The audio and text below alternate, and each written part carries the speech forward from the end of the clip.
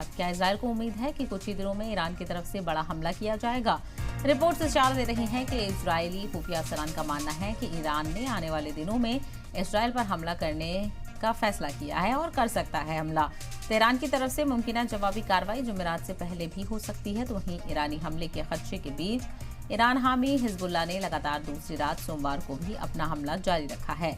Lebanon से north Israel में 30 rocket दागे गए और किसी नुकसान की कोई खबर नहीं है। तो वहीं यही इतवार रात को हिजबुल्लाह की तरफ से इसी तरह के हमलों के बाद ये हुआ है। हिजबुल्लाह ने अपने सीनियर कमांडर फुआद शुक्र के कत्ल का बदला लेने का ऐलान किया है। तो वहीं 15 अगस्त को काहिरा में होने वाली जंगबंदी की बातचीत से पहले ही ईरान की तरफ से हमले किए जाने के कयास लगाए जा रहे हैं। तो वहीं हमास ने ऐलान किया है कि वो काहिरा में होने वाली बातचीत में शामिल नहीं होगा।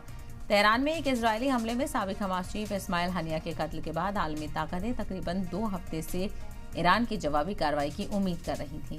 और एक्सियोस की नई रिपोर्ट के मुताबिक वज़ीर दिफा योआव गैलेंट ने इतवार को अमेरिकी दिफाई सेक्रेटरी लॉयड अस्टिन से बात की। उन्होंने उन्हें बताया कि ईरान की फौजी तैयारियां इजरायल पर बड़े पैमाने पर हमले की तरफ इशारा कर रही हैं। वहीं बाद में पेंटागन ने इस कॉल की तस्दीक की और कहा कि ऑस्टिन ने वेस्ट एशिया में USS Georgia guided missile submarine की तैनाती का हुक्म दिया है। ये तैनाती बढ़ती कशीदगी के बीच हुई है। और दूसरी रिपोर्ट मीडिया में कहा गया है कि इजरायल के अंदाजे के मुताबिक तेहरान इस हफ्ते एक बड़ा हमला करने का इरादा रखता है और यह हमला अप्रैल में हुए ड्रोन और मिसाइल हमलों से भी बड़ा होने की उम्मीद है। हालांकि इजरायली आर्मी ने जोर देकर कहा है कि शहरियों को दिए गए हिदायत में बदलाव नहीं होगा।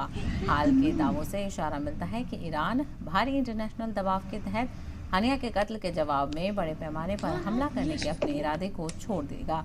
लेकिन हाल ही में आई रिपोर्ट्स कुछ और ही इशारा दे रही हैं और एक्सेस रिपोर्ट के मुताबिक ये मुद्दा ईरान के अंदर ही बढ़ता नजर आ रहा है।